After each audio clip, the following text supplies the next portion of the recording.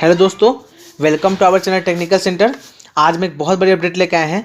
ये update border road organisation की तरफ से निकल कर आ रही है, जिसको हम लोग BRO बोलते हैं। ये भारत सरकार की बहुत बड़ी डिपार्टमेंट है और ये जो है वो भारतीय सेना से रिलेटेड है। तो चलिए इसमें देखते हैं इसमें क्या एडवर्टाइजमेंट निकल कर आ रही है और इसमें क्या इंपॉर्टेंट अपडेट है। उससे पहले आप हमारे चैनल पर अगर पहली बार आए हैं तो सबसे पहले आप हमारे चैनल को सब्सक्राइब कर लें और बेल आइकन दबाना बिल्कुल भी ना भूलें।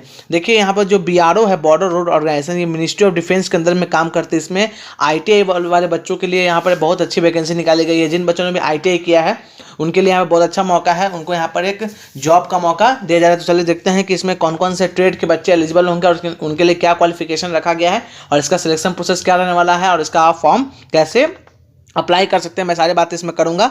चलिए देखिए यहाँ पर आप यहाँ देख सकते हैं, यहाँ पे एक नोटिस, ऑफिशियल नोटिस है जो आपको 2021 का ही नोटिस आप यहाँ देख सकते हैं। यहाँ देखिए यहाँ पर टोटल 7 तरह की पोस्टें हैं, ठीक है, जिसमें से आप देख सकते हैं ड्राफ्ट्समैन की पोस्ट है, सुपरवाइजर स्टोर की पोस्ट है, रेडियो मैकेनिक की पोस्ट है, लैब असिस्टेंट की पोस्ट है, मल्टी स्किल वर्कर मैसन की पोस्ट है, multi skill worker driver engine station की पोस्ट है और आपका स्टोर कीपर टेक्निकल की पोस्ट है। और हर डिफरेंट पोस्ट के लिए यहाँ पे अलग अलग सीटें हैं। जैसे आप देख सकते हैं ड्राफ्ट्समैन के लिए यहाँ पर 43 सीटें रखी गई हैं, सुपरवाइजर के लिए 11 सीट रखी गई हैं, यहाँ पर रेडियो मैकेनिक के लिए 4 सीटें रखी गई हैं, लैब असिस्टेंट के लिए 1 सीट रखी गई हैं, मैसन के लिए आप देख सकते हैं 100 सीटें हैं और ड्राइवर इंजन स्टेशन के लिए 150 सीटें हैं और स्टोर कीपर टेक्निकल के यहाँ पर 150 सीटें। टोटल मिला के अगर मैं सीट की बात करूँ तो 459 सीट रखा गया है। अलग अलग कैटेगरी के हिसाब से आप यहाँ पर देख सकते हैं। सबसे पहले मैं इंपॉर्टेंट बात आपको बता दूँ कि ये फॉर्म सिर्फ और सिर्फ जो है वो मेल कैंडिडेट ही भर सकते हैं, फीमेल कैंडिडेट इस फॉर्म को नहीं भर सकती हैं, ठीक है। चलिए आगे मैं बात कर लेता हूं।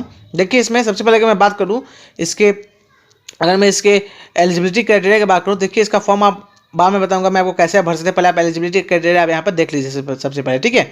देखिए सबसे पहले मैं आपको बताता हूँ ड्राफ्ट्समैन पोस्ट के लिए, ठीक है। ड्राफ्ट्समैन के लिए आपका जो एज होना चाहिए वो 18 से लेकर 27 साल के बीच में होना चाहिए आपका एज, ठीक है।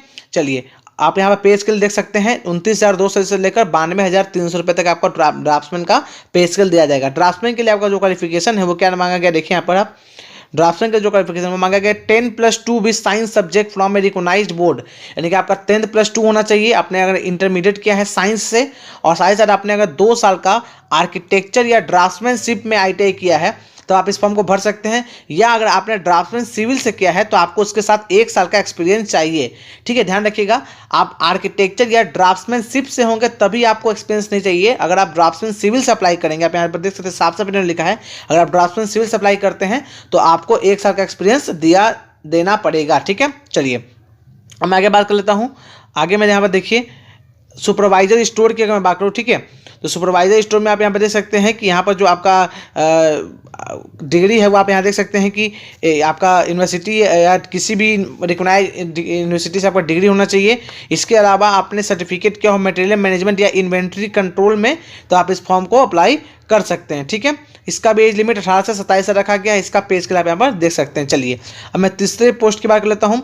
देखिए तीसरा पोस्ट आपका है रेडियो मैकेनिक की पोस्ट है, ठीक है। इसके लिए भी एज जो है वो 18 से 27 साल मांगा गया है। इसका पे स्केल आप यहाँ देख सकते हैं 25,500 से लेकर 81,100 रुपये तक है, ठीक है।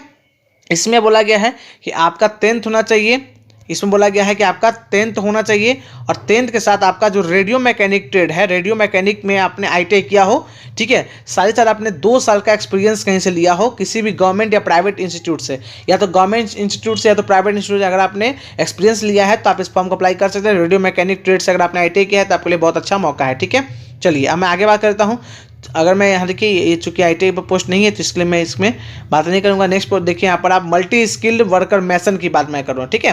तो आपका जो इसमें पे स्केल बनेगा वो 18,000 से लेकर 56,900 रुपये तक बनेगा। इसका जो एज होगा वो 18 से 25 साल मांगा गया। इस बात को आप लोग ध्यान रखेंगे, ठीक है।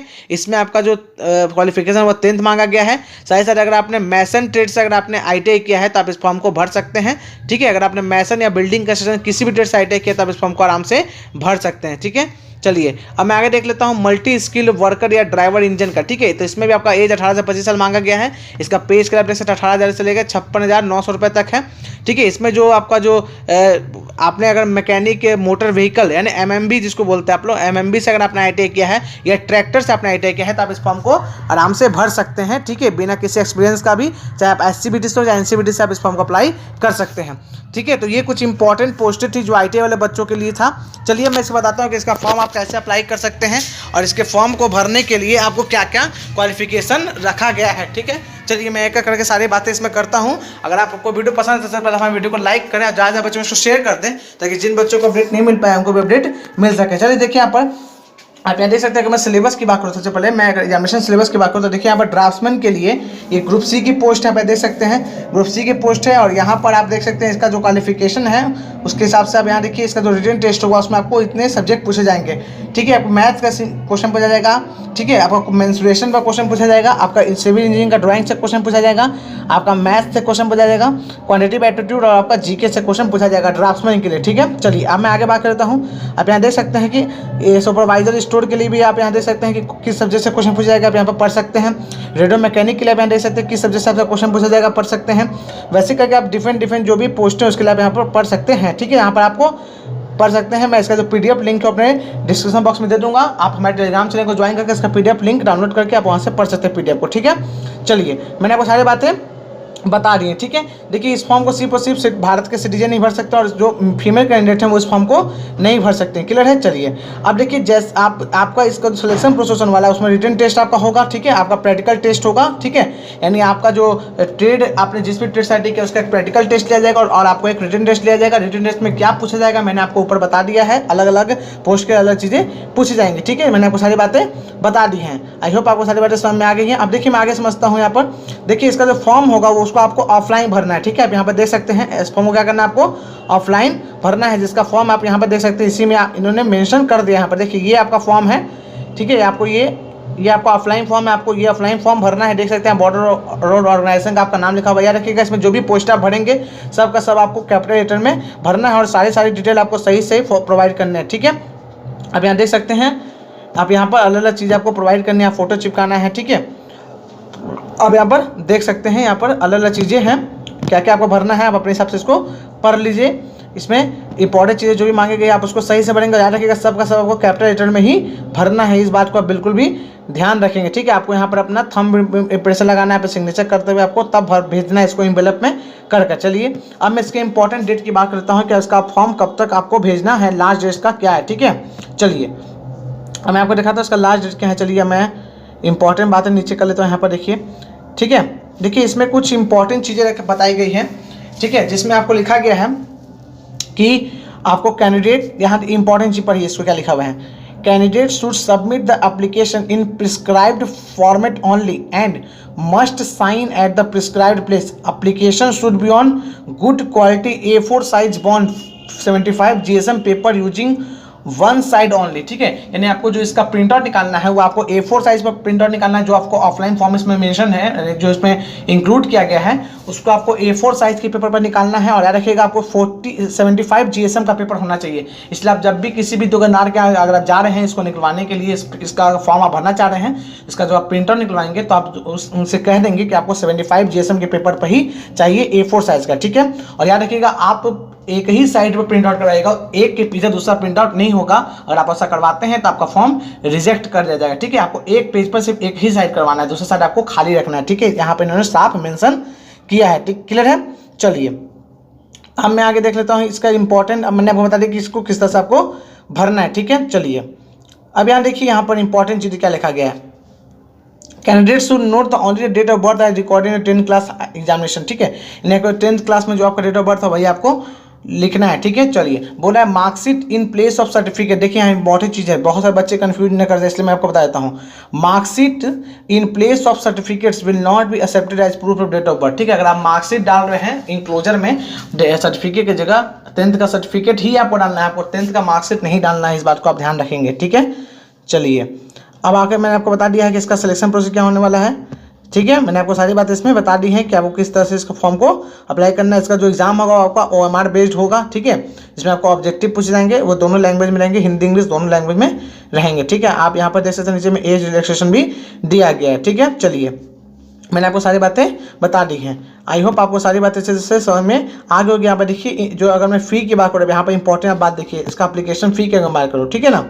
देखिए यहाँ पर तो बोल रहा है कि एप्लीकेशन फ़ी जो है वो आपको इस वेबसाइट के पर पे करना जाकर, ठीक है ना। इस पर आपको जाके पे करना है, ठीक है। आप यहाँ पर लिंक देख सकते हैं, इस लिंक पर जाकर आपको क्लिक करके पे करना है। और नीचे देख सकते हैं कि यहाँ पर आपको अलग अलग कैटेगरी के लिए अलग अलग फीस रखी गई। आप देख सकते हैं जनरल कैंडिडेट हो या EWS के कैंडिडेट हो तो उनके लिए 50 रुपये है, OBC के लिए 50 रुपये है, शेड्यूल कास्ट और शेड्यूल ट्राइब यानी SC/ST के बच्चे या जो PWD के बच्चे हैं उनके लिए किसी भी तरह का फी नहीं रखा गया है। इस बात को ध्यान रखिएगा, ठीक है।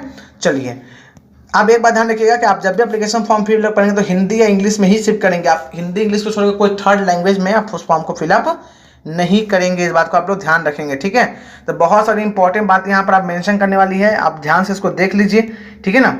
आप यहाँ पर ध्यान से इसको देख लीजिए, इसमें आपको किसी भी तरह का मिस्टेक ना हो, नहीं तो आपका फॉर्म जब वो आपको भेजने के बाद भी रिस्पॉन्स नहीं आएगा आपको, ठीक है। आई होप आपको सारी बातें इसमें क्लियर हो गई होगी। तो अगर आप इस फॉर्म को भरना चाहते हैं तो जल्द से जल्द आप इस फॉर्म को भर सकते हैं, ठीक है। देखिए यहाँ पर लिखा हुआ है कि रिपोर्टिंग, इसमें आपको ये सारे डॉक्यूमेंट लेकर जानी है, जिसमें आपका डॉक्यूमेंट रिपोर्टिंग होगा उसमें आपको सारे डॉक्यूमेंट लेकर जानी है। क्लियर है। चलिए आप इसको आराम से डाउनलोड करके पढ़ लीजिए और आपको जो भी डाउट आता है तो आप कमेंट बॉक्स में उसको मेंशन कर दीजिए, मैं उस डाउट को पूरी सॉल्व करने की कोशिश करूंगा, ठीक है। चलिए अब यहाँ पर देख सकते हैं फिजिकल स्टैंडर्ड भी दिया गया है कि किस जगह के बच्चों के लिए क्या फिजिकल स्टैंडर्ड चाहिए, ठीक है। चलिए मैंने आपको सारी बातें इसमें बता दी है कि इसमें फिजिकल स्टैंडर्ड किस टाइप का चाहिए और क्या क्या मेडिकल स्टैंडर्ड है, सब नीचे बातें इसमें लिखी गई है। मैं आपको एक बार दिखा देता हूँ स्लाइड करके, ताकि आप लोग इसको जब डाउनलोड करें तो आपको किसी तरह का दिक्कत ना आए। फिर भी आपको कोई दिक्कत आता था हमारे कमेंट बॉक्स में उसको मेंशन कीजिए, मैं आपको कमेंट बॉक्स में उसको सॉल्व करने की पूरी कोशिश करूँगा, ठीक है। चलिए अब यहाँ पर मैंने आपको सारी बातें बता दी हैं। चलिए ये देखिए पूरा फॉर्म है, आप यहाँ देख सकते हैं ये पूरा फॉर्म है, ठीक है।